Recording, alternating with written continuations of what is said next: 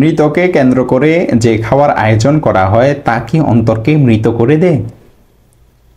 মৃতকে কেন্দ্র করে যে খানা খাওয়ানো হয় তা অন্তরকে মৃত বানিয়ে দেয়, এটা একটা উক্তি যার অর্থ হচ্ছে মৃতদের ইসালে সওয়াবের উদ্দেশ্যে খতমে কোরআন বা খতমে তাহলিল করা হয় এবং উপস্থিত লোকদের জন্য খাবার দাবারের আয়োজন করা হয়।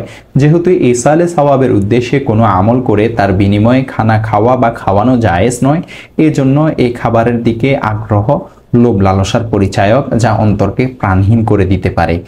একই কথা কারো মৃত্যুর সময় জিয়াফতের খাবারের প্রসঙ্গেও। জিয়াফত আনন্দের সময় করা হয়ে থাকে, দুঃখ মুসিবতের সময়ে নয়। এ সময় জিয়াফতের কোনো বৈধতা শরীয়তে নেই, এজন্য এ ধরনের খানা নূরহীন ও বরকতহীন হয়ে থাকে। বলা বাহুল্য, এ ধরনের খাবার অন্তরকে ক্লেদাক্ত করা খুবই স্বাভাবিক বিষয়। এজন্য বুজুর্গরা বলেছেন মৃতের খাবার অন্তরকে মৃত বানিয়ে দেয়। এটা বুজুর্গদের উক্তি, তবে হাদিস নয়। কেউ কেউ একে হাদিস মনে করে থাকেন, তাদের ধারণা ঠিক নয়। দেখতে পারেন ফাতাওয়ায়ে আজিজিয়া পৃষ্ঠা নং 202। গরিব মিসকিনকে আহার করানো অনেক বড় সওয়াবের কাজ এবং তা ইসালে সওয়াবের উদ্দেশ্যও হতে পারে, তবে শর্ত এই যে হালাল পয়সায় হতে হবে, নিজের সম্পদ দ্বারা হতে হবে, অবন্টিত মিরাসের সম্পদ থেকে না হতে হবে।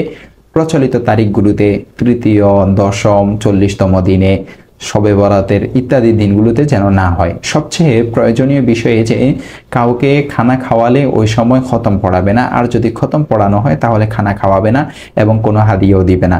অন্যের মাধ্যমে ইসালে সওয়াব করাতে হবে, এরই বা কি অপরিহার্যতা।